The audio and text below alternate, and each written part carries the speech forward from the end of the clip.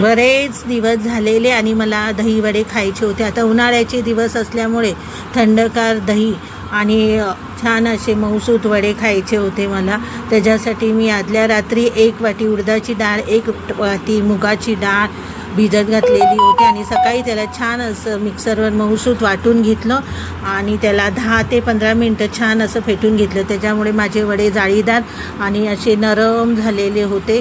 ते आता मी छानपैकी फ्राय करून घेतले त्याला आणि आता हिंगाचं पाणी करून ठेवलेलं आहे मी आणि त्याच्यात हे सगळे वडे आता टाकून घेणार आहे.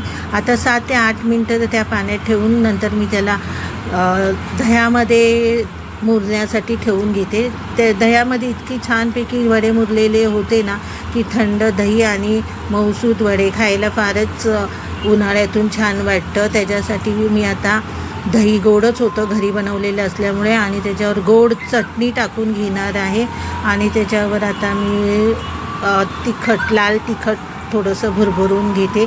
उन्हाळ्यामध्ये असं थंडगार दही आणि वडे खायला छान वाटतं. तुम्ही पण करून खा. व्हिडिओ आवडला असेल तर लाईक करा, सबस्क्राईब करा.